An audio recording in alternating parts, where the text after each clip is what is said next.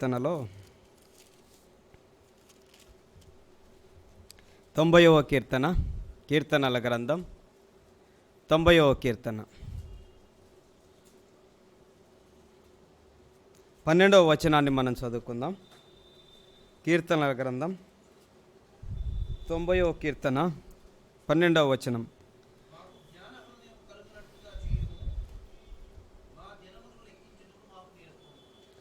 చాలు, దేవుడి ఈ మాటలను దీవించునుగాక. చిన్న మాట ప్రార్థన చేసుకుందాం. ప్రేమ కలిగిన తండ్రి, మమ్మల్ని ప్రేమించి ఈ దినాన్ని, ఆఖరి దినాన్ని ఈ సంవత్సరానికి అనుగ్రహించినారు. మీకు స్తోత్రాలు. చదివిన మాటలను దీవించండి, మాతో మీరు మాట్లాడుమని మా ప్రభు అయిన యేసుక్రీస్తు నామంలో స్తుతిస్తూ ప్రార్థిస్తున్నాము తండ్రి, ఆమేన్. ప్రియమైన వారలారా, దేవుడు ఈ స్థలంలో స్థానిక సంఘాన్ని ఏర్పాటు చేసి ఈ సంఘము ద్వారా అనేక సంఘాలకు, ప్రత్యేకంగా నార్త్ ఇండియాలో ఉన్న మాకు సహకారంగా, ఆశీర్వాదకరంగా ఉండడానికి దేవుడు ఇచ్చిన ఈ సంఘాన్ని బట్టి మేము ఎంతో స్తుతిస్తున్నాం, ప్రార్థన కూడా చేస్తున్నాం. ఈ వచనాన్ని మనం ధ్యానం చేసే ముందుగా నా గురించి, మా పరిచర్యను గురించి హిమాచల్ ప్రదేశ్లో కొన్ని విషయాలు మీకు జ్ఞాపకం చేయాలనుకుంటున్నాం. ఎందుకంటే మీరందరూ మా కోసమై ప్రార్థన చేస్తున్నారు, ఎంతగానో సహకరిస్తున్నారు, ప్రోత్సహిస్తున్నారు. నా పేరు మస్తానయ్య. మాది గిద్దలూరు, ప్రకాశం డిస్టిక్ గిద్దలూరు. చాలామందికి మీకు తెలిసే ఉంటుంది. అక్కడనే నేను పుట్టి పెరిగిన. కానీ నేను పుట్టి పెరిగింది క్రైస్తవ కుటుంబంలో కాదు, ప్రభువును ఎరుగని కుటుంబంలో నేను పుట్టి పెరిగిన. అదే సమయంలో నా పేరు మస్తానయ్య, దాన్ని పెట్టడాన్ని బట్టి మేము మా కుటుంబంలో హిందూ పరంగా, రెండవది ముస్లిం పరంగా కూడా పుట్టి పెరిగినాం. అయితే 2001లో నాది బీఎస్సీ కంప్యూటర్ పూర్తయింది. బీఎస్సీ కంప్యూటర్ అయిపోయిన తర్వాత ఎంసీఏ ఎంట్రన్స్ రాయడానికి కోచింగ్ తీసుకొని ఎంసీఏ ఎంట్రన్స్ రాసిన తర్వాత కొద్ది దినాల్లో కాలేజీ కూడా సెలెక్ట్ చేసుకొని కాలేజీకి వెళ్ళాలి. నేను కాలేజీకి జాయిన్ కావాలి ఎంసీఏ కాలేజీలో. అప్పుడు జరిగిన కొన్ని పరిస్థితులను బట్టి నేను ఆ కాలేజీకి పోలేకపోయినా. కానీ నేను నిరుత్సాహపడలేదు. వచ్చే సంవత్సరం చదువుదాం, ఎంసీఏ వచ్చే సంవత్సరం కంటిన్యూ చేద్దాం, ఈ సంవత్సరం అనుకూలంగా లేదనుకున్నా. అనుకోకుండా నాకు అప్పుడు ఏం జరిగిందంటే, రాత్రి పగలు 2 నెలలు నిద్ర రాలేదు. నేను పెద్దగా చింతపడలేదు చదువు ఈ సంవత్సరం ఆగిపోయిందని. అయినా కూడా వచ్చే సంవత్సరం కొనసాగిద్దామన్న ఆలోచన ధైర్యంగా ఉన్నా. కానీ 2 నెలలు నాకు నిద్ర రాలేదు. రాత్రి రాదు, పగలు రాదు. ఎంతగా నా పరిస్థితి దిగజారిపోయిందంటే నేను బ్రతుకుతానన్న నమ్మకం లేదు. 2 నెలల తర్వాత ఒకరోజు కింద పడిపోవడం జరిగింది. హాస్పిటల్ తీసిపోయి సెలైన్ బాటిల్ ఎక్కించడం, నిద్ర మాత్రలు ఇవ్వడం, ఇవన్నీ జరిగినాయి. తర్వాత వేసుకుంటున్నా కూడా నిద్ర రాలేదు నాకు. బంధువులంతా వచ్చినారు, ఏం జరిగిందని. ఇక్కడికి అంతరాలు వేసి వాళ్ళ దగ్గర తీసిపోతే చేతబడి చేసినారన్నారు. అక్కడికి పోయినా కూడా ప్రయోజనం లేదు. వాస్తవంగా చెప్తున్నా, నా మీద నాకు నమ్మకం లేదు. 2001లో జరిగిన పరిస్థితి. అయితే నేను బ్రతుకుతానన్న నమ్మకం నాకు లేదు, ఇంట్లో వాళ్ళకు కూడా లేదు. మా ఇంటి దగ్గర సోదరి, ప్రార్థనకు వెళ్ళే సోదరి ఉంది, ప్రార్థనకు పోండి బాగవుతుంది అన్నది. అది 2001 ఆగస్టు 14వ తారీఖు. వాళ్ళు క్రైస్తవ మందిరం ప్రార్థనకు వెళ్ళే వాళ్ళు, పాలరెడ్డి గారు ఉన్నారు, ఆయన దగ్గరికి వెళ్ళండి. ఆయన ఎవరో మాకు తెలియదు. ఒకరోజు ఆయన దగ్గరికి పోయినా, ఆయన దారిలోనే కలిసినాడు, ప్రార్థన చేసినాడు, బజార్లోనే. వస్తుండు, ప్రార్థనకు బాగోద్దు అన్నాడు. 2001 ఆగస్టులో నేను మొట్టమొదటిసారిగా యేసు ప్రభుని గురించి విన్నా. ఏం విన్నానంటే, ఆయన మనందరి పాపాల కొరకై ఈ లోకానికి వచ్చి సిలువలో చనిపోయి తిరిగి లేచినాడు, ఆయన నమ్మితే రక్షణ ఉందని. ఆ మాటలు నేను అంతకుముందు ఎప్పుడు వినలేదు. మొట్టమొదటిసారిగా నేను విన్నా. నేను పోయింది ఎందుకంటే నా జబ్బు బాగు చేసుకోవడానికి. ఆ మాటలు విని నేను చాలా ఏడ్చిన. వాస్తవమైన మాట ఇది. ఎందుకంటే అసలు దేవుడు మన కోసం వచ్చి సిలువలో చనిపోవడం ఏంది? చచ్చిపోతే నరకం ఉంది. నేను పూజించే వాళ్ళలో ఎవ్వరూ నా కోసం ప్రాణం పెట్టలేదు అని కన్నీళ్ళు విడిచి, అసలు సువార్త విన్నా కానీ నేను అప్పుడు ఎట్లా ప్రభు నమ్ముకోవాలో వాళ్ళు కూడా చెప్పలేదు నాకు. సువార్త విని వెంటనే కన్నీళ్ళు విడిచి నేను ఏడ్చి ప్రభువును నమ్ముకున్నా. ఒకేసారి నేను సువార్త విన్నా, ఒకేసారి నేను ప్రభువుని నమ్ముకున్నా. ఎన్నోసార్లు నేను ఎన్నో సంవత్సరాలు సువార్త వినలేదు. అప్పటికి నాకు వయసు 21 సంవత్సరాలు. అప్పుడు నేను చాలా బాధపడినా, ఇంతకాలం నాకు ఎవరు సువార్త చెప్పలేదు. ఆ రోజు నేనేం తీర్మానం చేసుకున్నానంటే, నేను ఇక చదవను, ఉద్యోగ ప్రయత్నాలు చేయను, సువార్త లేని స్థలాలు అది ఎక్కడైనా సరే, ఎంత దూరమైనా సరే వెళ్ళి సువార్త ప్రకటించాలని నేను అప్పుడే నిర్ణయం తీసుకున్నా. నేనేం వాక్యం వినలేదు. అది ఒక్కసారి సువార్త విన్నా, వెంటనే బయటికి వెళ్ళి మా ఫ్రెండ్కి చెప్పినాను, నేను ఇట్లా మనందరం చచ్చిపోతే, ఒకేసారి నేను విన్న, నాకు వాక్యాలు ఏం తెలియదు, బైబిల్ గురించి నాకు తెలియదు అసలు, మనం అందరం చచ్చిపోతే నరకానికి పోతాము, యేసు ప్రభు మనందరి కోసమై మానవునిగా వచ్చి సిలువలో చనిపోయి తిరిగి లేచిన అని చెప్తే అబ్బాయి ఎగతాళి చేసినాడు. బీఎస్సీ కంప్యూటర్ చదివి నరకం ఉందని, స్వర్గం ఉందని, ఎన్ని ఎక్కడి నుంచి తీసుకొచ్చిన ఈ మాటలు అన్నారు. ఆ రోజు సువార్త ప్రకటించడం నేను నిర్ణయం తీసుకున్నా. కానీ నాలో ఉన్న భారం ఏంటంటే, అసలు 21 సంవత్సరాలు నాకు ఎవ్వరు సువార్త చెప్పలేదు, నేను సువార్త అటువంటి స్థలాలకు వెళ్ళి చెప్పాలి, ఎవ్వరు వెళ్ళలేని పోలేని స్థలాలకు వెళ్ళి సువార్త చెప్పాలని తీర్మానం చేసుకున్నా. ఆ సమయంలో మా సంఘానికి కూడా చెప్పిన నేను. వాళ్ళు ఏమన్నారంటే, ఇక్కడ ఇంత పరిచయం ఉంది, అంత దూరం పోయి నువ్వేం చేస్తావు, ఇక్కడ ఉన్న పరిచయం విడిచిపెట్టి ఎట్టపోగలవు, నీకేమైనా పిచ్చా అన్నట్లుగా మాట్లాడినారు. ఆ సమయంలో ప్రతి స్థలంలో ఉండే సువార్త దండయాత్రలకు నేను వెళ్ళేవాళ్ళని. ఆంధ్రప్రదేశ్లో 2001 నుంచి మన అప్పర్ రూమ్ క్రిస్టియన్ అసెంబ్లీస్ వాళ్ళు ఏర్పాటు చేసిన ప్రతి దండయాత్రకు కూడా నేను వచ్చేవాడిని, విశాఖ, విజయనగరం జిల్లాల్లో. ఆ సమయంలో నేను చాలామందిని జాగ్రత్తగా, ఎందుకంటే నేను ప్రసంగము తక్కువ చెప్పి, ఎందుకంటే మనందరికీ వాక్యాలు, ప్రసంగాలు బాగా తెలుసు, దేవుని యొక్క పరిచర్య వివరాలు మీకు తెలియచేయాలనుకుంటున్నాం. ఆ సమయంలో నేను ఆంధ్రప్రదేశ్లో ఉన్న ముఖ్యమైన పెద్దలను చాలామందిని కలిసి, అసలు భారతదేశంలో ఎక్కడ ఏం పరిచర్య జరుగుతుందో, భారతదేశం సేవా వివరాలు కావాలని అడిగితే నేను ఎక్కడ పొందుకోలేదు. ఇది 2001, 2002, 2003 మాటలు. ఈ రోజుల్లో అంటే మనకు సమృద్ధిగా ఫోన్ నెంబర్లు, వాట్సాప్, ఇవన్నీ వివరాలు ఉన్నాయి. అప్పట్లో లేవు అసలు. చాలామందిని నేను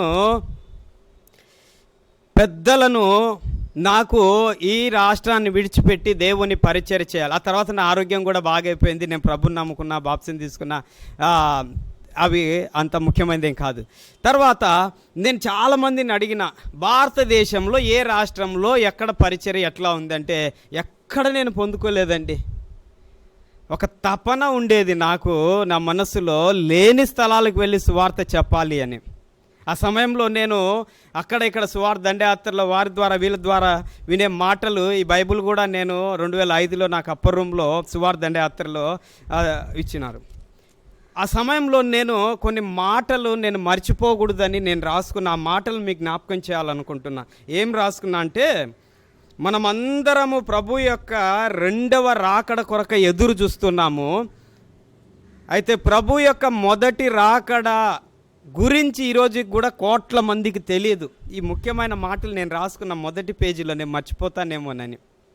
ఈరోజు దేశంలో కోట్ల కొలది మంది ప్రజలకు మనము విశ్వాసులం, మనం 2వ రాకడ ప్రభు, చాలామంది మనం ప్రార్థన కూడా చేస్తుంటాం, ప్రభువా త్వరగా రమ్ము, ఈ కష్టాలను బాధలను భరించలేమని.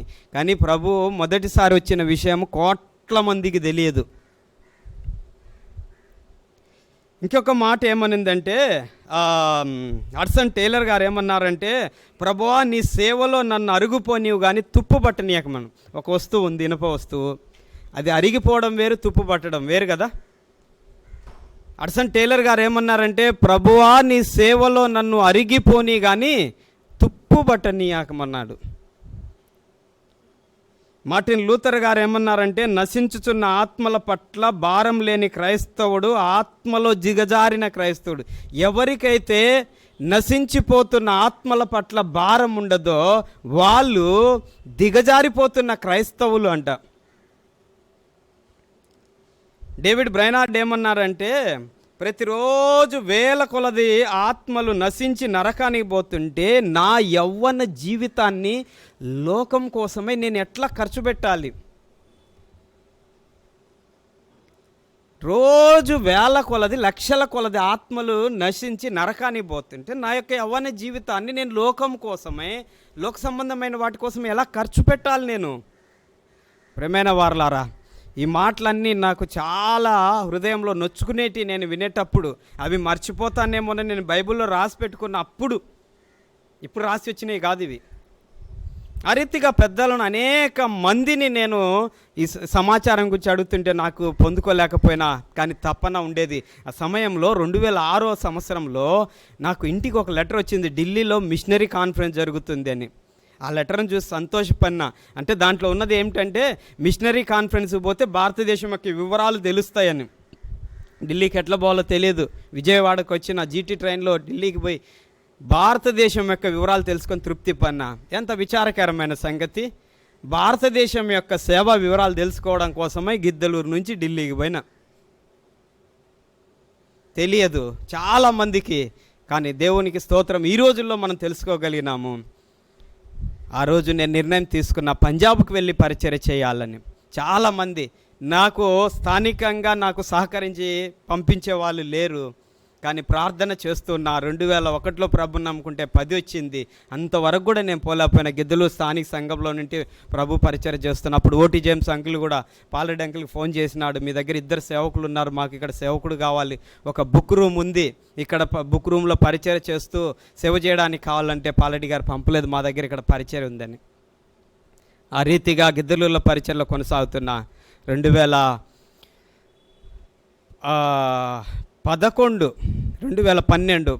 నాకు దేవుడు ఇచ్చిన భారం ఏమిటంటే, నార్త్ ఇండియాను గురించి చాలామందికి తెలియదని మా గిద్దలూరులోనే మిషనరీ కాన్ఫరెన్స్ని మేము ఏర్పాటు చేసినాం. గిద్దలూరులో మిషనరీ కాన్ఫరెన్స్ ఏర్పాటు చేసి ఆంధ్రప్రదేశ్లో చాలా సంఘాలకు మేము యవ్వనస్తులకు పంపించండి అని లెటర్స్ కూడా పంపించినాం, ఆంధ్ర తెలంగాణకు. 3 రోజులు మేము యవనస్తుల కాన్ఫరెన్స్ని ఏర్పాటు చేస్తే, నార్త్ ఇండియా మిషనరీ కాన్ఫరెన్స్ అంటే భారతదేశ వివరాలు తెలుసుకోవాలని ఒక భారతదేశం యొక్క పుస్తకాన్ని కూడా మేము ప్రింట్ చేసినాము, ఎంతమంది సేవకులు ఏ రాష్ట్రంలో ఉన్నారని. 3 రోజుల మీటింగ్స్ ఏర్పాటు చేస్తే దైవజనులు రాజారావు గారు ఆ డేట్స్లోనే ప్రభు నందు నిద్రించిన దాన్ని బట్టి మా మీటింగ్స్ 2 రోజులు మాత్రమే జరిగింది. అందరూ వెళ్ళిపోతున్నారు రాజారావు గారి భూస్థాపన కొరకే రాజారావు గారిని చూడాలని. కానీ దాని తర్వాత కాన్ఫరెన్స్ అయిపోయిన తర్వాత 4-5 నార్త్ ఇండియా వెళ్ళి మేము సేవ చేస్తామని తీర్మానం చేసుకున్నారు. మా దగ్గర అప్పుడు రూపాయి కూడా లేదు, ఏమి లేదు. విశ్వాసంతో మేము పరిచయం ప్రారంభిస్తే వచ్చిన వాళ్ళంతా ఇచ్చిపోయినారు. పోగా 50,000 రూపాయలు మిగిలినాయి ఆ మీటింగ్స్ అయిపోయిన తర్వాత. అప్పుడు ఆ 50,000 తీసుకొని నార్త్ ఇండియాలో సేవకులకి ఇద్దామని 5 మందిని తీసుకొని పోతే, ఆ సమయంలో మేము హిమాచల్ ప్రదేశ్ వెళ్ళడం జరిగింది. హిమాచల్ ప్రదేశ్లో చూసినప్పుడు ఒక సోదరుడు బద్వేల్ నుంచి వచ్చినాడు, నేను హిమాచల్లో పరిచర్య చేస్తా అన్నాడు. ఒక సోదరుడు ఉత్తరాఖండ్లో పరిచర్య చేస్తా అన్నాడు. కానీ తర్వాత ఎవ్వరు రాలేదు, చూసినారు. కానీ ఆ సమయంలో నేను పంజాబ్లో పరిచర్య చేయాలనుకున్నా, కానీ హిమాచల్ ప్రదేశ్కి వెళ్ళినప్పుడు నాకు అర్థమైందంటే హిమాచల్ ప్రదేశ్ అస్సలు సువార్త లేని రాష్ట్రము. హిమాచల్ ప్రదేశ్ అస్సలు సువార్త లేని రాష్ట్రం. ఈలోగా దేవుని చిత్తాన్ని బట్టి నేను వివాహం చేసుకున్న నా భార్య పేరు జ్యోతి. ఆమె మధ్యప్రదేశ్ వాళ్ళు, ఇక్కడ వాళ్ళు కాదు, మధ్యప్రదేశ్ హిందీ వాళ్ళు. దేవుని చిత్తాన్ని బట్టి మధ్యప్రదేశ్ గ్వాలియర్లో నా వివాహము జ్యోతి ద్వారా జరిగింది. మాకు 2 పాపలు. 2013లో ఇక దేవుని చిత్తాన్ని బట్టి నాకు హిమాచల్ ప్రదేశ్లో పరిచర్య లేదు అని అర్థమైంది. అప్పుడు వెళ్ళి మేము హిమాచల్ ప్రదేశ్లో పరిచర్య ప్రారంభించినాం 2013లో, నేను నా భార్య జ్యోతి. ప్రియమైన వారలారా, హిమాచల్ ప్రదేశ్ని గురించి కొన్ని విషయాలు మీకు జ్ఞాపకం చేయాలనుకుంటున్నా. హిమాచల్ ప్రదేశ్ పేరులోనే ఉంది, హిమము అని ఉంది కదా. హిమాచల్ ప్రదేశ్ అంటే అర్థం ఏమిటంటే హిమము చేత కప్పబడిన రాష్ట్రము. పూర్తిగా ఈ దాదాపు హిమాచల్ ప్రదేశ్లో చలి ఎంతకాలం ఉంటుందంటే 7-8 నెలలు ఉంటాయి. ఈ టైంలో కనీసం మేము 4-5 స్వెటర్లు వేసుకొని ఉంటాం. అవి కూడా ఇప్పుడు వచ్చేటప్పుడు మా సూట్ కేసులో ఉంది ఇప్పటికి కూడా. ఇంత మందంగా ఉంటుంది ఒక్కొక్క స్వెటర్, జాకెట్. ఈ సమయంలో మనకి ఎండాకాలం సెలవులు ఇచ్చినట్లు ఆడ చలికాలం సెలవులు ఇస్తారు హిమాచల్ ప్రదేశ్లో, డిసెంబర్ 25 నుంచి జనవరి మొత్తము. కానీ దేవుని కృపను బట్టి ఇక మేము ఈ సమయంలో ఇండ్లు, కుటుంబాన్ని, ఇక్కడ ఉన్న తల్లిదండ్రులు చూసుకోవాలని వస్తుంటాం. ఆ రీతిగా అక్కడ చలిలో అక్కడున్న నీళ్ళల్లో అసలు చేయి పెట్టడానికి కూడా ఉండదు. అసలు ఎంత చల్లగా ఉంటాయి అంటే దాన్ని వర్ణించలేము. ఒకరోజు బైక్ మీద 40 కిలోమీటర్లు పోతున్నా నేను. దాదాపు చేతికి 2 గ్లౌజులు వేసుకున్నాం. ఎంత చలి ఉంటుందంటే 2 గ్లౌజులు వేసుకొని పోతుంటే 40 కిలోమీటర్ల దూరం పోయిన తర్వాత ఇంకా చేతులు పని చేయలేదు అసలు, 2 గ్లౌజులు వేసుకున్నా కూడా. ఆ టైంలో నేనేం చేసిన అంటే బైక్ ఆపేసి ఈ 2 గ్లౌజులు తీసేసి దాన్ని వెయిట్ చేసుకోవడానికి సైలెన్సర్ని పట్టుకున్నా చాలాసేపట్లే. మన ప్రాంతంలో 1 కిలోమీటర్ సైలెన్స్ ప్రయాణం చేస్తే ఎట్లుంటే చెప్పండి, దాన్ని పట్టుకోగలం అసలు మనము? 40 కిలోమీటర్ల తర్వాత సైలెన్సర్ అట్లే చాలాసేపు పట్టుకున్నా. ఊరికి అట్లా పట్టుకోవడం కాదు, చాలాసేపు అట్లా పట్టుకుంటే అప్పుడు చెయ్యి నార్మల్కి వచ్చింది. రెండవదిగా హిమాచల్ ప్రదేశ్కి ఇంకొక పేరు ఏమిటంటే దేవభూమి అంటారు. వేల కొలది దేవతలు, వేల కొలది మందిరాలు హిమాచల్ ప్రదేశ్లో ఉంటాయి. వాళ్ళు నమ్మేది ఏమిటంటే వాళ్ళు చచ్చిపోవడానికైనా సిద్ధం, కానీ వాళ్ళ దేవతలు మాత్రం విడిచిపెట్టి వేరే మతంలోనికి రారు. వాళ్ళు చచ్చిపోవడానికైనా సిద్ధం. కానీ నేను ప్రారంభంలో పోయినప్పుడు ఒక సోదరుడు నాతో ఏమన్నారంటే, అన్న ఇట్లా ఇంత కఠినమైన జనాలు వీళ్ళు చనిపోవడానికైనా సిద్ధంగా ఉంటారు కానీ వాళ్ళ మతాన్ని విడిచిపెట్టరంటే, ఒక అన్న ఏమన్నాడంటే, వాళ్ళేం యూదుల కంటే కఠినులు కాదు కదా అన్నాడు. మంచి మాట అనిపించింది నాకు. చిన్నగంజాం సామెలు అన్నాడు ఈ మాట. వాళ్ళేం యూదుల కంటే కఠినులు కాదు కదా అన్నాడు. అంత కఠినంగా ఉంటారు. హిమాచల్ ప్రదేశ్లో మనము సువార్త చెప్పడానికి లేదండి. ప్రారంభంలో మేము పోయినప్పుడు ఎంతమంది ఐబీ పోలీసులు మా వెనకబడేవాళ్ళు. మేము ప్రారంభంలో పోయినప్పుడు అబద్ధాలు చెప్పేవాళ్ళం. ఇక్కడికి ఎందుకు వచ్చినారంటే, హిమాచల్లో ప్రజలంతా ఎట్లా ఉంటారంటే తెల్లగా ఉంటారు. మనం ఒక్కళ్ళమే అక్కడ కలర్ తేడాగా ఉండేది. మనల్ని వెంటనే పడితే అర్థమైపోద్ది వీళ్ళు బయట నుంచి వచ్చినారు అని. ఎందుకు వచ్చినారు అంటారు. మేము ఇక్కడ ట్యూషన్లు అవి చెప్తుంటామని చెప్తాం. ఐబీ పోలీస్, ఇండియన్ బ్యూరో పోలీసులు చాలా టార్చర్ పెట్టేవాళ్ళు. సారికి ఫోన్ చేసి ఇక్కడికి ఎందుకు వచ్చినారు ట్యూషన్ చెప్తా అంటే, ఎక్కడ ట్యూషన్, మా పిల్లల్ని పంపిస్తామంటారు వాళ్ళు. మనకంటే తెలియదు కదా వాళ్ళకు. అట్లా కొన్ని నెలలు వాళ్ళు సతాయించేవాళ్ళు. ఈ రోజుకి కూడా ఈవెన్ హిమాచల్ ఒక పత్రిక కూడా కూడా లేదు, సువార్త చెప్పడానికి లేదు అసలు, క్రైస్తవులని చెప్పడానికి లేదు. ఈవెన్ మాకు అసలు ఉండడానికి ఇల్లు కూడా ఇచ్చేవాళ్ళు కాదు. ఇప్పుడు అతి కష్టం మీద ఒక ఇల్లు ఉండడానికి దొరికింది, కానీ ఎన్నో కండిషన్లు దాంట్లో. కూడుకోవడానికి అస్సలు ఇవ్వరు. ఆ రీతిగా హిమాచల్ ప్రదేశ్లో ఒక్క సువార్త ఎవరైనా మనం ప్రకటిస్తున్నామని తెలిస్తే 7 సంవత్సరాలు జైలు శిక్ష అక్కడ. ఒక పత్రిక ఇచ్చినా కూడా ఏదైనా అట్లాంటివి తెలిస్తే. బాప్తీసం ఇవ్వాలన్నా కూడా ముందు మనం కలెక్టర్కు లెటర్ పెట్టాలి, ఇట్లా మేము బాప్తీసం ఇవ్వాలని. అసలు ఇస్తాడా బాప్తీసం? కాకపోతే ఇవన్నీ జరగవు. కానీ మనము బాప్తిస్మాలు ఇవ్వాలన్నా ఏమి ఇవ్వాలన్నా కూడా మనం ఇచ్చేస్తుంటాం. అక్కడ ఉన్న రూల్స్, బాప్తిస్మ ఇవ్వాలంటే కలెక్టర్ పర్మిషన్ తీసుకోవాలి, ఒక మీటింగ్ పెట్టాలంటే కలెక్టర్ పర్మిషన్ తీసుకోవాలి. ఈ పర్మిషన్లు లెటర్స్ ఇచ్చినాము అంటే మరలా మన గురించి వాళ్ళకి ముందే తెలిసిపోద్ది ఆ బాప్తిస్మ ఇస్తున్నారని. ఆ రీతిగా సువార్త పూర్తిగా నిషేధించబడిన రాష్ట్రము. దేవుడు మమ్మల్ని తీసుకొని వెళ్ళి ఆ స్థలంలో నిలిపి వాడుకుంటున్నారు 2013 సంవత్సరం నుంచి. ఇక విశ్వాసంలోకి వచ్చిన విశ్వాసుల పరిస్థితులు చెప్పాలంటే, ప్రియమైన వారలారా, దాదాపు మేము 4 స్థలాల్లో పరిచర్య జరుగుతుంది, 4 సంఘాలు. హిమాచల్ ప్రదేశ్లో మొత్తము రాష్ట్రం అంతట్లో 12 జిల్లాలు ఉన్నాయి. 12 జిల్లాల్లో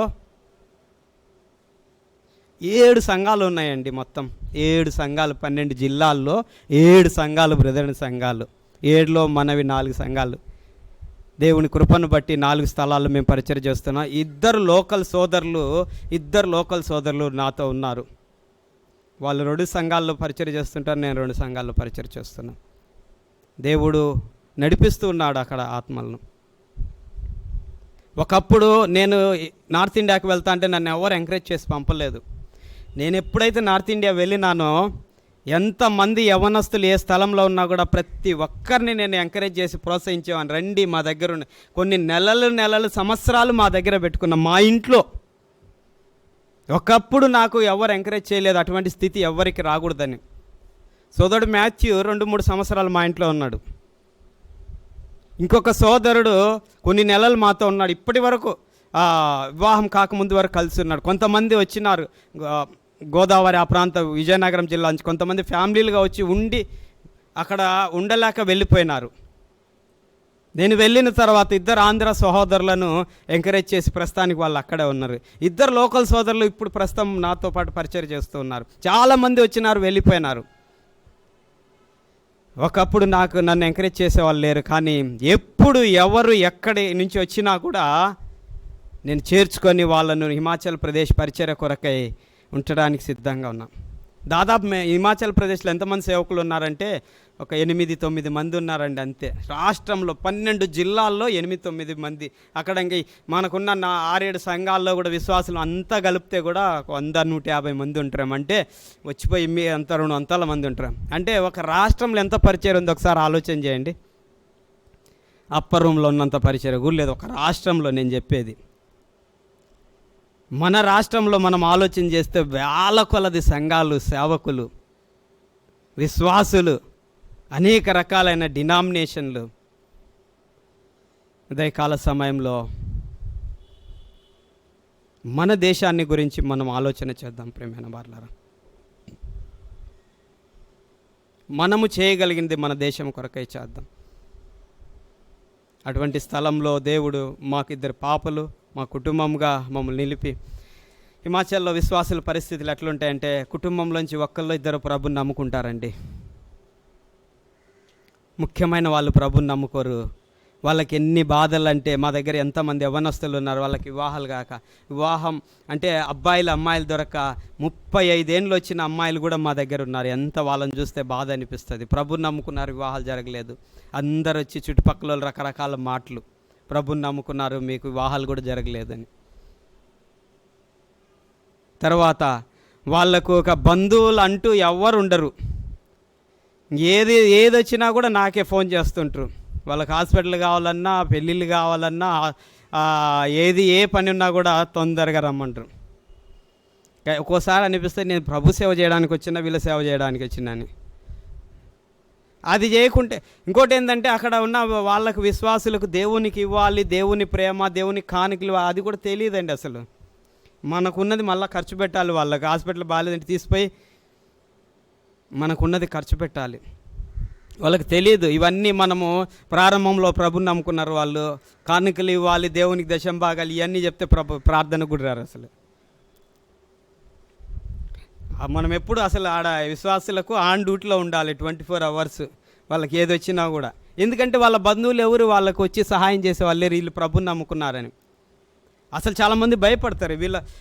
మన గ్యాదరింగ్ ఏమో, మన గుంపేమో తక్కువ క్రైస్తవులకు.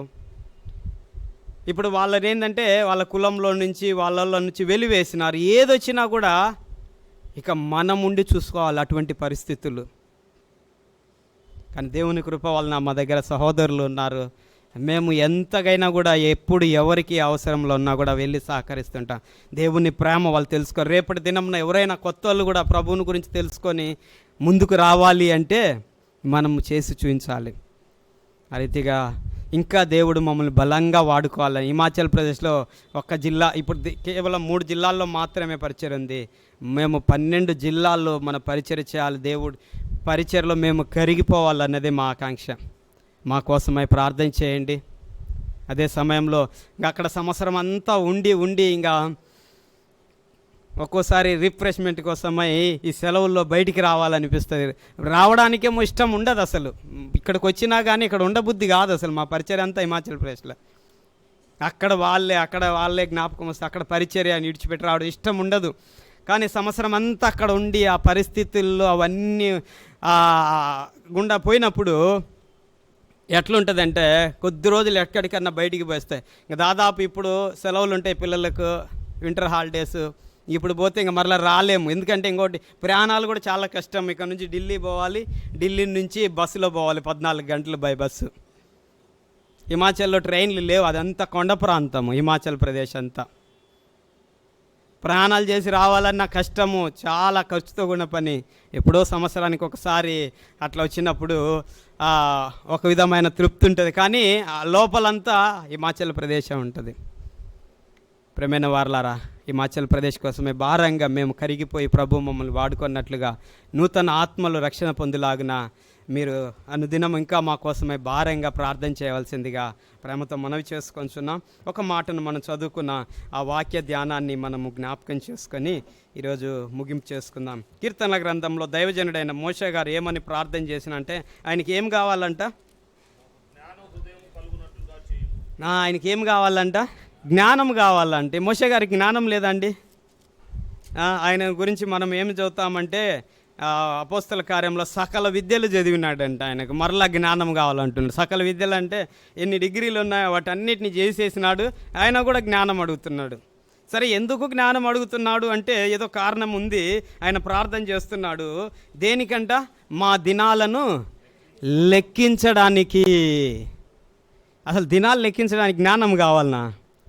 ఇప్పుడు ఎన్ని సంవత్సరాలు ఈరోజు మన దగ్గర మనం చూస్తే మనకి ఎంత ఆయుష్, ఎన్ని సంవత్సరాలు, దీన్ని క్యాలిక్యులేషన్ చెప్పమంటే దినాల్లో, సెకండ్లలో, గంటల్లో కూడా చెప్పే జ్ఞానం ఉంది. దానికి ప్రార్థన అవసరం అసలు?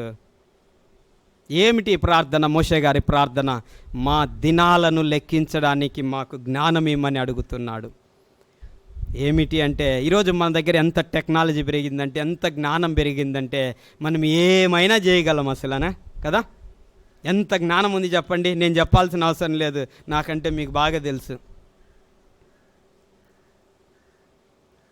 అన్ని రకాల జ్ఞానాలు ఉన్నాయి, కానీ దినాలను లెక్కించి ఒక్క జ్ఞానం లేదండి. కంప్యూటర్ జ్ఞానం ఉంది, ఇక్కడి నుంచి అక్కడికి పోయే జ్ఞానం ఉంది, ఎన్నో రకాల జ్ఞానాలు ఉన్నాయి, కానీ ఒక్క జ్ఞానం లేదు, దినాలను లెక్కించే జ్ఞానం. దానికోసం ఆయన ప్రార్థన చేస్తున్నాడు. ఏంది దినాలు లెక్కించే జ్ఞానం అంటే, దేవుడు మనకిచ్చిన ఆయుష్ను దేవుని కొరకై, దేవుడు మనకిచ్చిన సమయాన్ని దేవుని కొరకై ఖర్చు పెట్టే జ్ఞానం లేదు మనకు. అన్ని రకాల జ్ఞానాలు ఉన్నాయి. ఇక్కడ నుంచి ఆడికన్నా పోవాలంటే ఏం చేయాలంటే అన్ని రకాల జ్ఞానాలు ఉన్నాయి. చంద్రమండలానికి పోయే జ్ఞానం ఉంది, అక్కడ స్థలాన్ని ఖరీదే కొనుక్కునే జ్ఞానం ఉంది, రిజిస్టర్ చేయించుకునే జ్ఞానం ఉంది, కానీ అసలు దేవుడిచ్చిన సమయాన్ని ఎట్లా ఖర్చు పెట్టాలని ఆ జ్ఞానం లేదు. మోషే గారు ప్రార్థన చేసేది ఏమిటంటే, ఆ జ్ఞానం నాకు ఇవ్వు ప్రభువా అంటున్నాడు. అవసరమైంది ఈ లోకంలో మనకేమిటంటే, ఈరోజు దేవుడు 2023 సంవత్సరం ఆఖరానికి మనకు తీసుకొని వచ్చినాడు. ఒకసారి తిరిగి 2023 సంవత్సరానికి వెనక్కి చూద్దాం, ఒకసారి ఆలోచన చేద్దాం. ఎట్లా మనం ఖర్చు పెట్టినాం ఈ సంవత్సరాన్ని? ఈ గడిచిపోయిన సంవత్సరాలన్నిటి మనం ఎట్లా ఖర్చు పెట్టినాం ఒకసారి ఆలోచన చేద్దాం. ఒక్క వచనాన్ని మనం చదువుకుందాం. ఎఫెసీలోకి రాసిన పత్రికలో 5వ అధ్యాయంలో మనం అందరము ఎరిగిన వచనము ఏమనుంది అక్కడ? 15వ వచనము,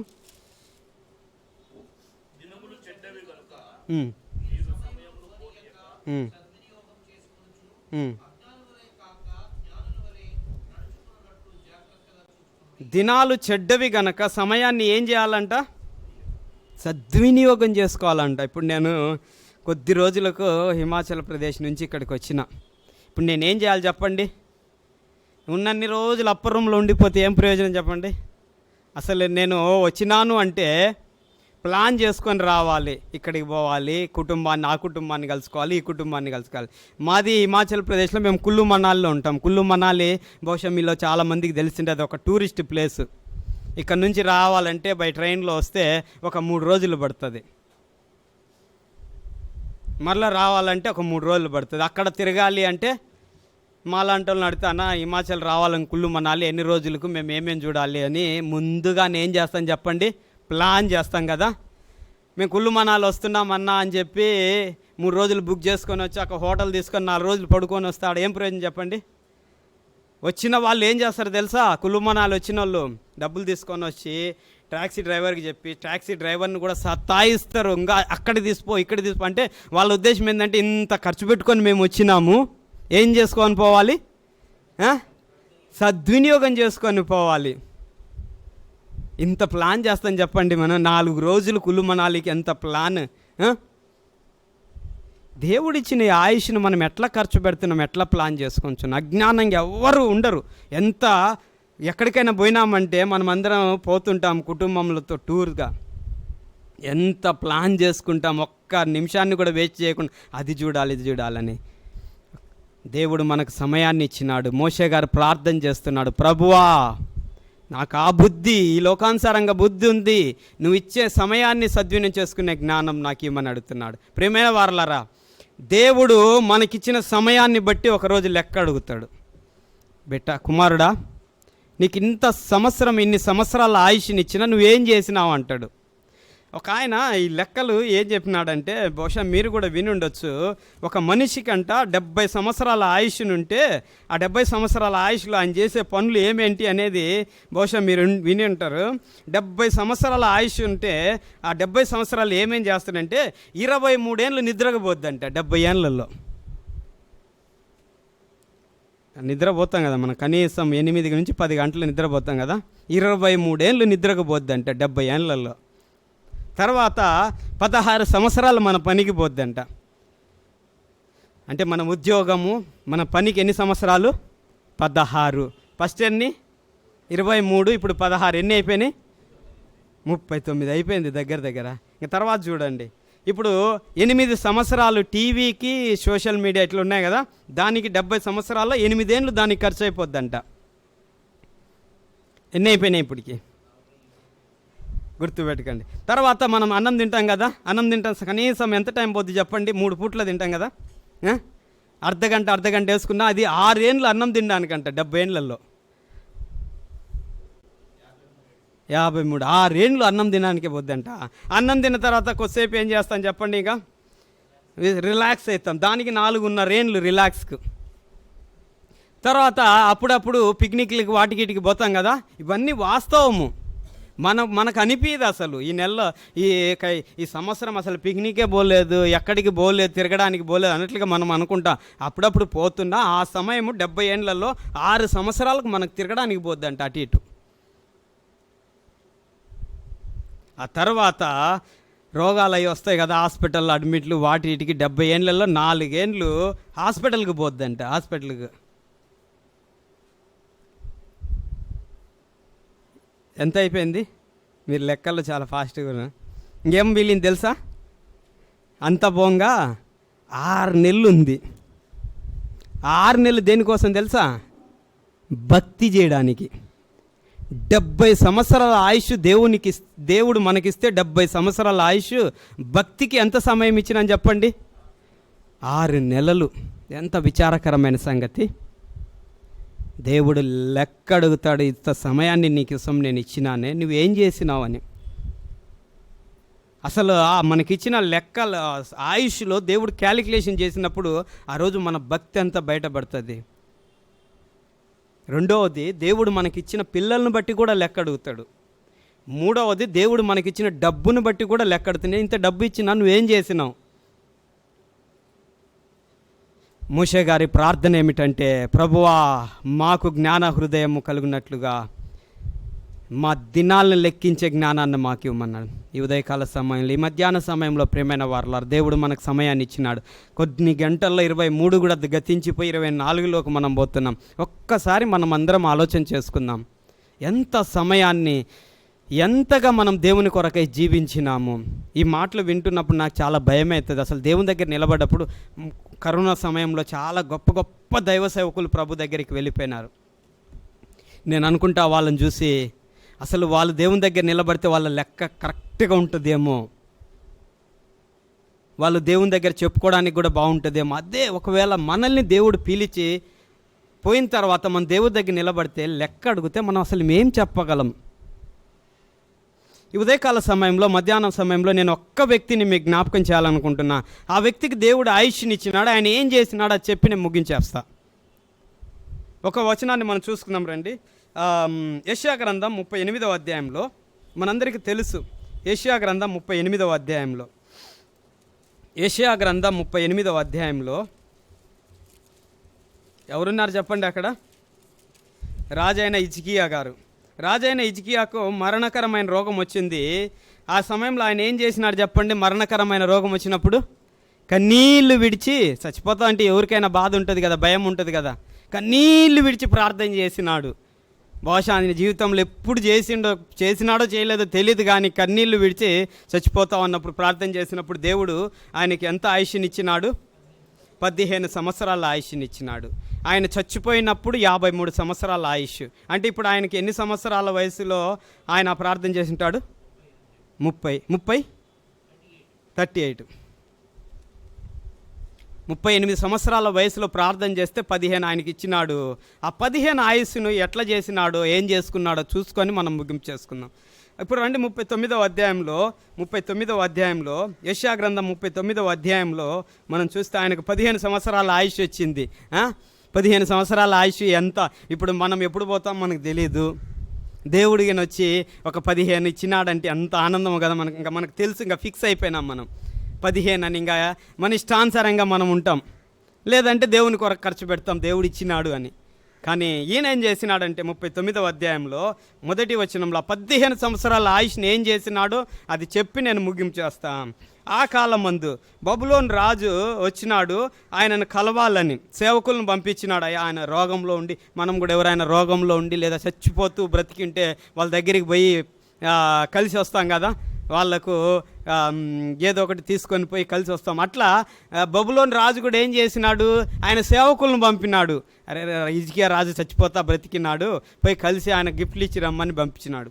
ఇప్పుడు ఆ సేవకులు వచ్చినప్పుడు ఆయన ఏం చేసినాడు? 2వ వచనంలో హిజ్కియా దూతలు వచ్చిన మాట విని వారిని లోపలికి రప్పించి తన రాజ్యం అందేమి కలిగిన సమస్త వస్తువులు దేన్ని మరుగు చేయక వెండి బంగార గంధవర్గ పరిమళ ఆయుధాలు అన్నిటినీ వారికి చూపించను.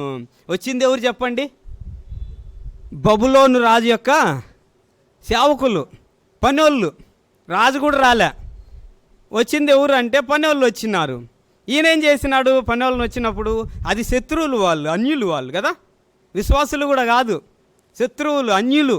వాళ్ళు వస్తే వాళ్ళని తీసుకొని పోయి ఏమేం చూపించినాడు చెప్పండి? 15 సంవత్సరాల ఆయుష్ని ఇస్తే మొట్టమొదటిగా ఆయన చేసింది ఏమిటంటే ఏం చూపించినాడు?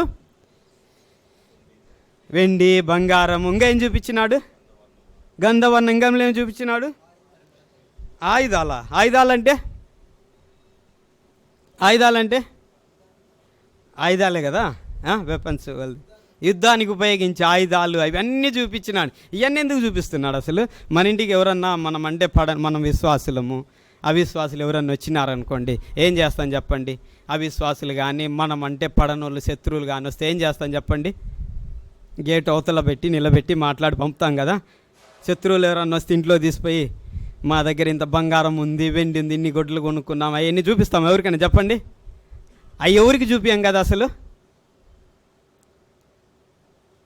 ఈయన ఎందుకు అట్లాంటి పని చేస్తున్నాడు? ఎందుకు చేస్తుండొచ్చు ఆయన చెప్పండి? ఇంకోటి, ఆయుధాలు ఎవరన్నా చూపిస్తాం? మన భారతదేశంలో ఎన్ని ఆయుధాలు ఉన్నాయి మనకు తెలుసా అసలు?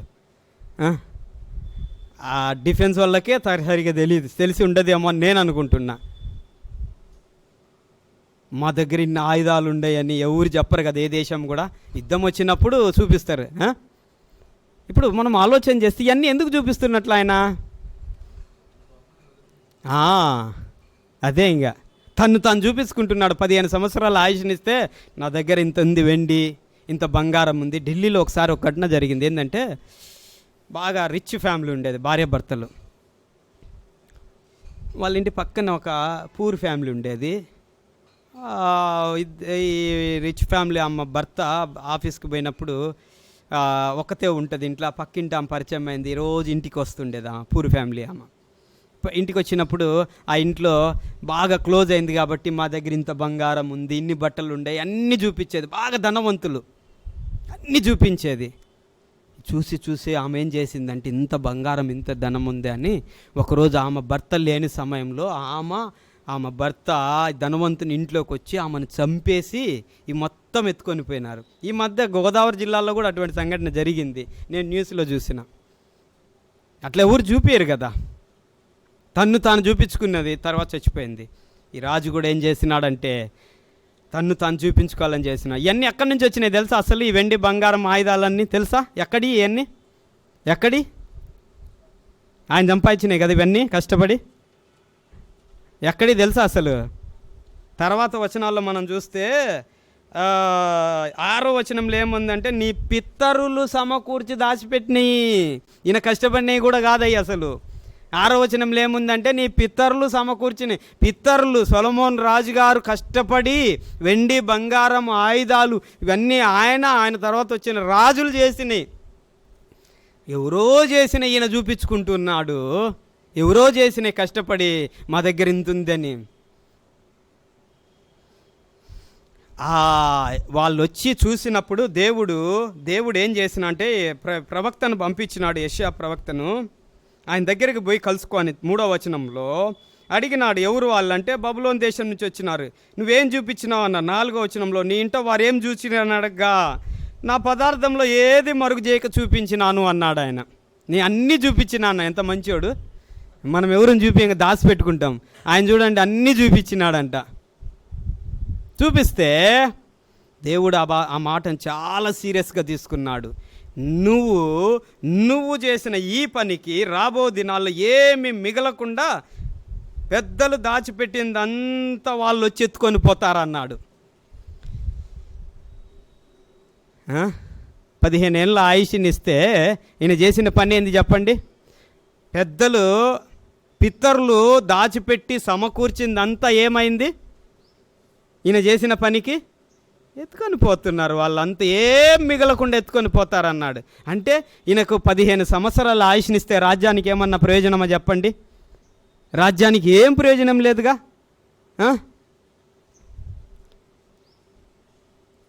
కష్టపడి పెద్దలు చేసిందంతా ఈరోజు ఏమైపోతున్నారంటే ఈయన చేసిన పనికి ఎత్తుకొని పోతున్నారు. ప్రియమైన వారలారా, మొదటి సంగతి మనము జ్ఞాపకం చేసుకునేది ఏమిటంటే, దేవుడు ఆయనకు ఆయుష్నిస్తే రాజ్యానికి ప్రయోజనం లేదు. మనకు దేవుడు ఆయుష్నిచ్చినాడు, ఈ సంఘంలో మనల్ని ఉంచినాడు. మనకంటే పెద్దలు ఇక్కడ కష్టపడి పని చేసి వెళ్ళిపోయిన వాళ్ళు ఉండొచ్చు, లేదా మనమే చేసి ఉండొచ్చు. ఈరోజు మనము పెద్దలు చేసిన పనిని మనము ఇతరులు సాతానులు కానీ ఇతరులు కానీ ఎత్తుకొని పోయిన దానికి అవకాశం ఇస్తున్నాము.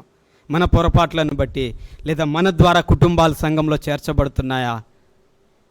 23వ సంవత్సరంలో మనమున్నాము, దేవుడు ఇంకొక సంవత్సరంలోకి మనం తీసుకుపోతున్నాడు.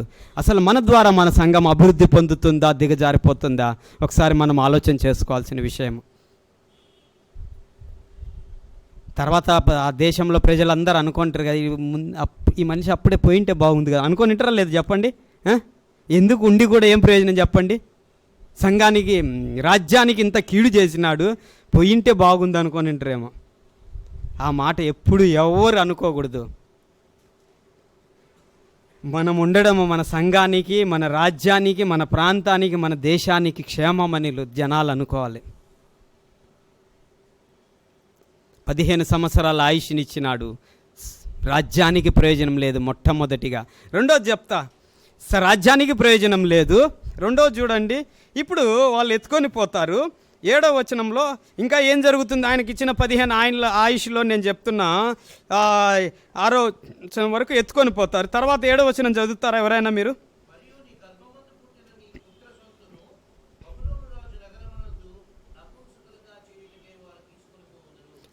రెండవది ఏమిటంటే, నీకు పుట్టిన నీ పిల్లలు ఏమైపోతున్నారు?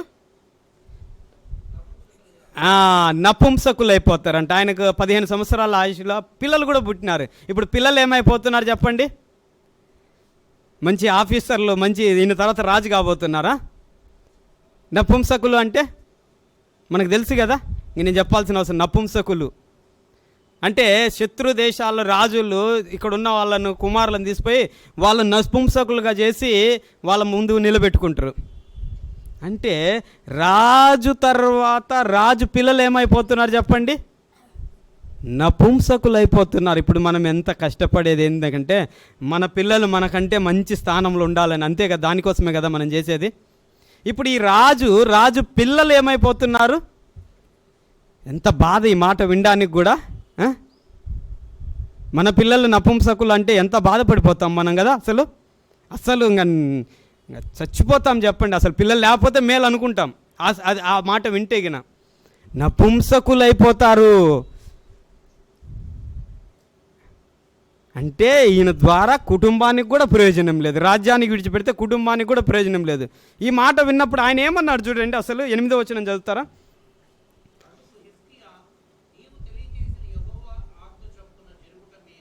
ఏమన్నాడు చెప్పండి? నీ పిల్లలు నపుంసకులు అయిపోతారంటే ఏమన్నాడు ఈయన? మేల్ అంటే గుడ్ న్యూస్. ఈయన గుడ్ న్యూస్. పిల్లలు పాడైపోతారంటే ఈ తండ్రి ఏమంటున్నాడంటే, ఎంత మంచి మాట చెప్పినావు ఆయన. అసలు ఇట్లా తల్లిదండ్రులు ఉంటారా ఎవరన్నా చెప్పండి? పిల్లలు పాడైపోతున్నారంటే గుడ్ న్యూస్ అనేటోళ్ళు ఎవరన్నా ఉన్నారా తల్లిదండ్రులు? నువ్వు చస్తావు అన్నప్పుడు ఏం చేసినాడు ఆయన? కన్నీళ్ళు విడిచి ప్రార్థన చేసినాడు. నీ పిల్లలు రాజ్యం పాడైపోతుందంటే ఎంత మంచి మాట అయ్యా, ఇన్నేళ్ళకు విన్నాను నేను. గుడ్ న్యూస్ అంటే అది. ప్రేమైన వారలారా, కుటుంబానికి కూడా ప్రయోజనం లేదు ఆయనకు ఆయుష్నిస్తే. సంఘానికి ప్రయోజనం లేదు, కుటుంబానికి కూడా ప్రయోజనం లేదు. అసలు ఉంటారా అట్లాంటి తల్లిదండ్రులు అంటే? బహుశా ఉంటారేమో, పిల్లలు పాడైపోతుంటే చూసేవాళ్ళు. ఎందుకంటే ఈ రోజులు ఎన్నో కుటుంబాలు మనం చూస్తున్నాం. తల్లిదండ్రులు పిల్లల గురించి ఆలోచన చేసేవాళ్ళు లేరు. తల్లి భర్తను గురించి కానీ పిల్లల గురించి ఆలోచించే తల్లులు ఉన్నారు. భార్యను పిల్లల గురించి ఆలోచించే తండ్రులు ఉన్నారు. ఎంత కుటుంబం విషాదకరమైన కుటుంబం, ఎంత బాధాకరమైన కుటుంబాలు నేటి తరంలో మనం చూస్తున్నాం. అసలు ఎవరు ఎక్కడికి పోతున్నారో పక్కన వాళ్ళు వచ్చి చెప్తే కానీ మనకు అర్థం కాదు. ఏం చేసుకోవడానికి ప్రియమైన వారలారా, మనం ఎంత కష్టపడుతున్నాం, ఎంతో సంపాదిస్తున్నాం. కుటుంబ వ్యవస్థ సరిగా లేనప్పుడు, మన కుటుంబాన్ని మనం కాపాడుకోలేనప్పుడు, భర్తను భార్యను పిల్లల్ని కాపాడుకోలేనప్పుడు ఏం చేసుకోవడానికి? అందుకే నేను చెప్పిన, మన పిల్లల్ని బట్టి దేవుడు లెక్క అడుగుతాడు. మనము పిల్లలకు ఏమిచ్చినా, ఈరోజు మన యవనస్తులు పాడైపోవడానికి కారణం ఏమిటంటే, మనం చిన్న వయసులో నుంచి వారికి దేవుని క్రమశిక్షణలో అని నేర్పలేదు. మన పనుల్లో మన విషయాల్లో మనం బిజీ అయిపోయినాం. వాళ్ళు ఏం చేస్తున్నారో కూడా మనకు తెలియదు. ఎవరో వచ్చి చెప్తే మనం తెలుసుకోవాల్సిన రోజులు వచ్చినాయి. ఏం చేసుకోవడానికి మనం ఇంకా వాళ్ళే కుటుంబమే సరిగా లేనప్పుడు మన డబ్బులు మన సంపాదన మనం ఏం చేసుకుంటాం? యోబు గారిని గురించి ఏమని వ్రాయని తెలిసిందా? యోబు గారు వాళ్ళ పిల్లల కోసమై ప్రతిదినం ఏం చేస్తాడంట? అరుణోదయంలో లేచి ఏం చేస్తాడంట? దహన బలి అర్పిస్తాడంట కదా. దహన బలికి ఏం కావాలి చెప్పండి? ఒక గొర్రెపిల్ల కావాలి. ఎంతమంది వాళ్ళు? 10 మంది పిల్లలు కదా. 10 మందికి 10 గొర్రెపిల్లలే కదా. ఒక్కొక్క గొర్రెపిల్ల ఎంత ఉంటుంది ఈ రోజుల్లో రేటు చూస్తే? మనం కనీసం 10,000 అని ఉంటుందా?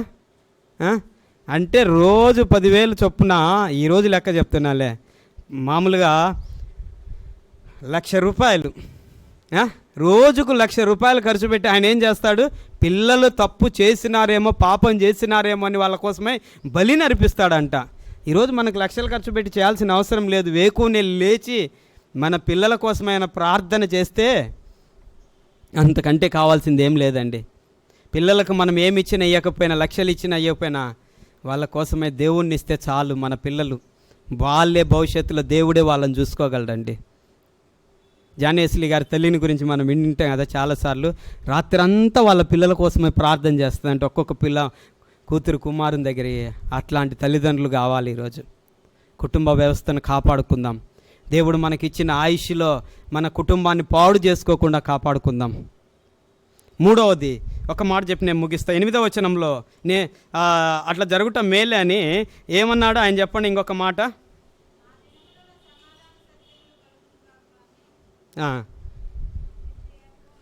ఇప్పుడు ఏమంటున్నాడు చెప్పండి ఆయన? రాజ్యం పోతే పోనీ నాకేమి. రెండో మాట ఏమన్నాడు? పిల్లలు నపుంసకులు అయిపోతే అయిపోని నాకేమి. మూడో మాట ఏమంటున్నాడు? ఏంది దాని అర్థం ఏం చెప్పండి? ఏ ఊరు ఎట్లన్నా పోనీ నాకెందుకయ్యా, నేను రోజులు బాగుంటే చాలు నేను. అదే కదా దాని అర్థం, అదే కదా. ఎంత స్వార్థపూరితమైన జీవితము. ఎవరు ఎట్లన్నా పోనీ, సంఘం ఎట్టపోతే నాకెందుకు, భార్య ఎట్టపోతే నాకెందుకు, పిల్లలు ఎట్టపోతే నాకెందుకు, కుటుంబం ఎట్లా పోతే నాకెందుకు, నా దేశం ఎట్లా పోతే నాకెందుకు, నేను నన్ను రోజులు తిరిగి సంతోషంగా ఉండిపోతే చాలు, ఆ తర్వాత ఎవరు ఎట్లా పోయినా నాకు. ఎంత స్వార్థపూరితమైన జీవితాన్ని 15 సంవత్సరాల ఆయుష్ దేవునికి ఆయనకి ఇచ్చినాడండి. జనాలంతా, కుటుంబం అంతా అనుకొని ఉంటారు అప్పుడే దేవుడు తీసేసింటే బాగుంది కదా అని. నిస్వార్థమైన పూరితమైన జీవితం. ఒక మాట ఫిలిప్పీలకు రాసిన పత్రికలు చూడండి. ఫిలిప్పీలకు రాసిన పత్రికలోకి రండి.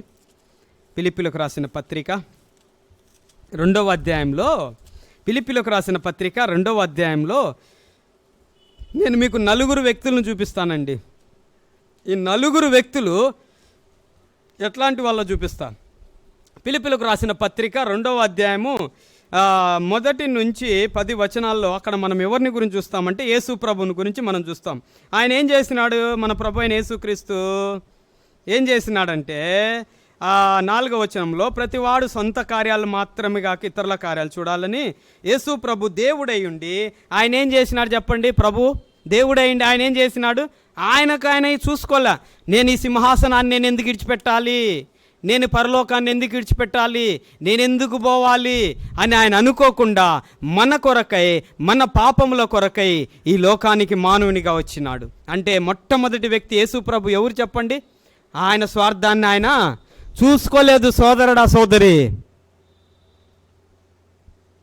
ఆయనగిన ఆ రోజు అదే తన స్వార్థాన్ని చూసుకుంటే ఈరోజు మనం అందరం నరకంలో ఉండేవాళ్ళం. మన గురించి ఆలోచన చేసి లోకానికి వచ్చి సిలువలో తన ప్రాణాన్ని పెట్టి తిరిగి లేచినాడు. ఇంకా ఈ కూడికలో ప్రభుని నమ్ముకుంటే, నేను నా జీవితంలో ఒకేసారి ప్రభుని నమ్ముకున్న, ఒకేసారి సువార్త విని, అప్పుడు నేను బాధపడిన నాకు 21 ఏండ్లు నా జీవితంలో మా తల్లిదండ్రులు కూడా క్రైస్తవులు అయి ఉంటే నేను ఇంకా ప్రభు కొరకు జీవించేవాడిని కదా. నా జీవితంలో 21 ఏండ్లు నేను వ్యర్థం చేసుకున్నానని చాలా బాధపడ్డా. 23వ సంవత్సరం ఆఖరి దినంలో మనం ఉన్నాము. ఇంకా ప్రభుని నమ్ముకోకుంటే, ప్రియమైన సోదరా సోదరి, ఎంతకాలం ఎన్నేళ్లుగా ప్రభుని గురించి వింటున్నావో వ్యర్థం చేసుకోవద్దు సమయాన్ని. రుచి చూసి తర్వాత నువ్వు బాధపడాల్సి వస్తుంది. ప్రభుని నమ్ముకొని ఈ దినమే రక్షణ పొందాల్సిందిగా మనవి చేసుకొంచున్నాం. మొదటిగా ప్రభు అయిన యేసుక్రీస్తు తన స్వార్థాన్ని చూసుకోలేదు. రెండవదిగా ఎవరు చెప్పండి? 17వ వచనంలో 17వ వచనంలో,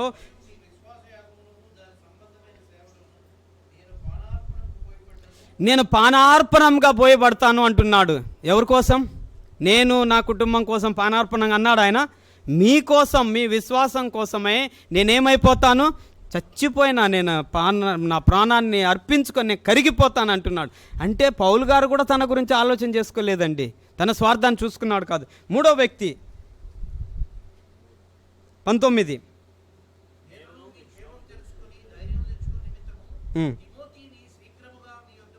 21 చదవండి అన్న. 20 వచ్చినామన్న.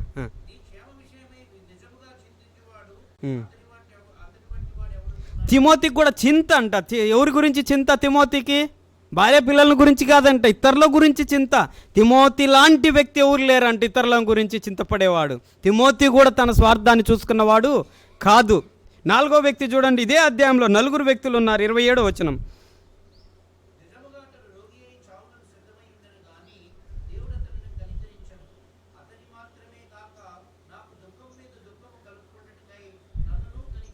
ఇరవై 29-30 వచనాలు.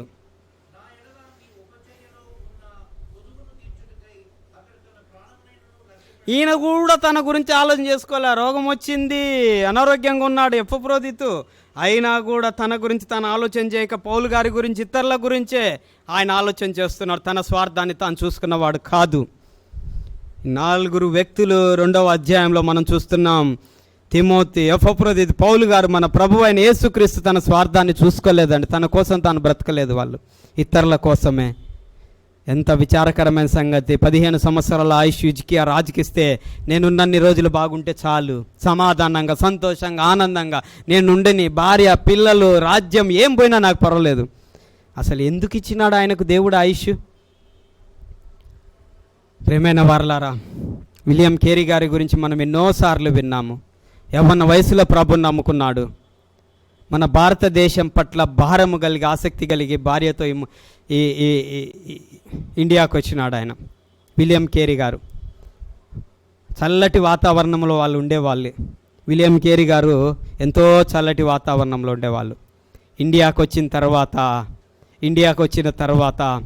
ఆ వాతావరణం వాళ్ళకు సూటు కాలేదండి. నిన్న ఉదయం మేము కూడా విజయవాడ వచ్చిన తర్వాత నాకు కూడా చాలా వేడి అనిపించింది ఈ ఎండలకే. ఇక్కడ ఉన్న పరిస్థితులను బట్టి భార్య తట్టుకోలేక ఆమె ఒక డిప్రెషన్ లాగా అయిపోయింది. ఆయనకైతే భారం ఉంది, దేవుడు ఆయన్ని పిలిచినాడు, కానీ ఆమె ఉండలేకపోతుంది. ఎంత బాధ అనుభవించినాడు తెలుసా, భార్య సహకారం లేక. పిల్లలు చచ్చిపోతే ఎవ్వరు భూస్థాపన కూడా చేయడానికి రాలేదు. అవును, మనం ఇతర దేశాలు ఇతర రాష్ట్రాలకు పరిచర్యకు వెళ్ళినప్పుడు అక్కడ మన అంటూ ఎవ్వరు లేరు. ఇప్పుడు మేము హిమాచల్ ప్రదేశ్లో ఉన్నాం, మేము మా కుటుంబమే. మన అంటూ ఎవ్వరు ఉండరు మాకు అసలు. ఒక్క దేవుడే మా ఆధారం, నిరీక్షణ. ఆయన పైన ప్రతి క్షణం ఆనుకొని బ్రతుకుతుంటాం మేము. ఎవరిపైన అక్కడ వాళ్ళపైన నమ్మకాలు కూడా లేవు. వాళ్ళకి ఏది వచ్చినా మేము పోయి చూసుకోవాలి 24 గంటలు. కానీ వాళ్ళపైన మాత్రం నమ్మకాలు లేవు మాకు ఎప్పుడైనా. మన అంటూ ఎవ్వరు ఉండరు అసలు. అన్న, తమ్ముడు, అక్క, చెల్లి ఎవరు ఉండరు. ఒక దేవుడు మాత్రమే అక్కడ మాకు తోడుగా ఉన్నాడు. విలియం కేరీ గారు ఈ రాష్ట్రానికి వచ్చి, ఈ దేశానికి వచ్చి పరిచయం చేస్తున్న పిల్లలు చచ్చిపోతే భూస్థాపనకు కూడా ఎవరు రాలేదండి. సొంత చేతులతో ఆయన తవ్వుకొని పిల్లలను పాతిపోయి ఎంత బాధ ఉండిందో చెప్పండి. ఏం చేసినాడు ఆయన? ఏమో కీడు చేసినాడా? ఎంత మేలు చేసినాడు మన భారతదేశానికి. తన స్వార్థాన్ని తాను చూసుకొని ఉండింటే ఈరోజు మన చేతుల్లో ఈ బైబిల్ ఉండేది కాదు. నాకెందుకు, నేనున్న స్థలంలో నా పరిచయం నేను చేసుకోగలను. భార్య చనిపోయింది, పిల్లలు చనిపోయినారు, పట్టుదలను విడిచిపెట్టక, తన స్వార్థాన్ని తాను చూసుకోక కష్టపడి బైబిల్ను ముద్రించి మన చేతిలో పెట్టినాడు. స్వార్థపూరితమైన జీవితం కాదు. హిజ్కియా రాజు అన్నాడు, నేనున్నన్ని రోజులు బాగుంటే చాలు. అది కాదు. ఈ మధ్యాహ్న సమయంలో దేవుడు మనల్ని ఇంకో కొత్త సంవత్సరంలో తీసుకుపోతున్నాడు. ప్రేమైన వారలారా, ఈ సంవత్సరంలో మన జీవితాల్లో లోటుపాట్లు ఈరోజు ప్రభు దగ్గర మనం ఒప్పుకుందాము. ప్రభువుని అడుగుదాం, ప్రభువా నాకు జ్ఞానం ఈ ప్రభువా, నీ కొరకు నేను ఖర్చు కావాలి, నా కుటుంబం ఖర్చు కావాలి, నా పిల్లలు ఖర్చు కావాలి, నా డబ్బు ఖర్చు కావాలి. లేని రాష్ట్రాల కొరకై, సువార్త లేని ప్రాంతాల కొరకై నేను వెళ్తాను ప్రభువా, నేనే వెళ్ళి పరిచర్య చేస్తాను. ప్రియమైన వారలారా, నార్త్ ఇండియాలో పరిచర్య చేయాలంటే అన్నీ విడిచిపెట్టి పరిచర్య చేయాల్సిన అవసరం లేదు. ఇక్కడ చేసుకుంటున్న ఉద్యోగాలే, ఇక్కడ చేసుకుంటున్న పనులు అక్కడ వచ్చి చేసుకోవచ్చు. నేను ఎప్పుడు చెప్పను, నువ్వే పని చేసుకుంటున్నా అక్కడికి వచ్చి చేసుకుంటే పరిచర్య జరుగుతుంది. జనాలతో డైరెక్ట్గా వెళ్ళి సువార్త చెప్పడానికి లేదు, జనాలకు వెళ్ళి డైరెక్ట్ చెప్పడానికి లేదు. మనం ఇక్కడ చేసుకుంటున్న పరిచయం అక్కడ చేస్తే, ఇక్కడ చేసుకుంటున్న ఉద్యోగాలు అక్కడ చేస్తే ప్రభు పరిచర్య జరుగుతుంది, మన పని కూడా జరుగుతుంది. దేవుడు ఈరోజు మన ద్వారా తన వాక్యం ద్వారా మాట్లాడితే కొత్త సంవత్సరంలోనికి 24వ సంవత్సరంలోకి దేవుడు మనకు ఆయుష్ని ఇస్తున్నాడు. కొన్ని గంటల్లో కొన్ని తీర్మానాలు చేసుకొని వెళ్ళిపోదాం. నా దినములను జ్ఞాపకం చేసుకుని, నేను మరలా చెప్తున్నా, గొప్ప దైవజనులు కొన్ని సంవత్సరాల క్రితము ప్రభు దగ్గరికి వెళ్ళిపోయినారు. వాళ్ళ లెక్క బాగుంటుంది ప్రభు దగ్గర. నేను కూడా చాలాసార్లు భయపడుతుంటే, అసలు ప్రభు నన్ను అడిగితే ఇన్ని సంవత్సరాలు నువ్వు ఏం చేసినావు, నేను చాలా భయపడతా ఆ మాటకు ఏమైనా చెప్పడానికి. నేనేం చేసినా, మనమందరం ఏం చేసినాం ఒకసారి పరిశీలన చేసుకుందాం. మోషే గారు ప్రార్థన చేసినాడు, నాకు జ్ఞానం, ఎన్నో రకాల జ్ఞానాలు ఉన్నాయి మన కాడండి, ఎన్నో రకాల జ్ఞానాలు ఉన్నాయి, కొత్త టెక్నాలజీలు. ఒక్కటే జ్ఞానం కొదువుగా ఉంది. దేవుడిచ్చే సమయాన్ని దేవుని కొరకై ఖర్చు పెట్టలేకపోతున్నాం. దేవుడిచ్చిన కుటుంబాన్ని, పిల్లలను, దేవుడిచ్చిన సమయాన్ని, ధనాన్ని దేవుని కొరకై ఖర్చు పెట్టలేకపోతున్నాం. ఆ జ్ఞానాన్ని ప్రభు దగ్గర అడుగుదాం. ఇంతవరకు ప్రియమైన వారలారా, ఏమేమి లోటుపాట్లు మన జీవితాల్లో ఇన్నేళ్ళుగా చేసినామో, ప్రభువా ఈరోజు తీర్మానం చేసుకుంటా, నేను ఒక నూతనమైన జీవితాన్ని నీ కొరకై నేను జీవిస్తాను, ఒక సమర్పణ కలిగిన జీవితాన్ని నేను నీ కొరకై జీవిస్తా ప్రభా. వద్దు ప్రభా, నాకు ఇదంతా వ్యర్థము. డేవిడ్ లివింగ్స్టన్ ఏమన్నాడంటే, అక్కడికి పోతే వాళ్ళు తిని చంపేస్తారంటే ఆయన అన్నాడు, ఇక్కడ ఉండి పురుగులు తినేదానికంటే నేను అక్కడికి పోయి వాళ్ళ ద్వారా తింటే అదొక నాకు గొప్ప భాగ్యం అన్నాడు ఆయన. ఇందాక నేను ఆ మాట ఎప్పుడు చెప్తుంటా, మీ పాటల పుస్తకం వెనుకలో ఉంది కూడా, మనకు ఉండేది ఒక్కటే జీవితం అండి కదా. మీ పాటల పుస్తకం వెనుకలో కూడా నేను చూసిన ఒకటే ఒక జీవితం, అది అంతలోనే మాయమైపోయాయి. కానీ ఈ జీవితంలో మనం ఏది చేస్తామో దాని ఫలితం ఎట్లుంటుందంట, శాశ్వతంగా ఉంటుందంట. ఇప్పటి నుంచైనా దేవుని కొరకై సక్రమంగా ఖర్చు పెడదాము. ఒకరోజు దేవుని దగ్గర నిలబడదాము ధైర్యంగా. దేవుడు మన కొరకై ఈ మాటలను దీవించునుగాక. చిన్న మాట ప్రార్థన చేసుకుందాం. మనమందరం కళ్ళు మూసుకొని దేవుని సన్నిధిలో కొన్ని తీర్మానాలు చేసుకుందాం ప్రేమైన వాళ్ళ. దేవుడు మనల్ని ప్రేమించి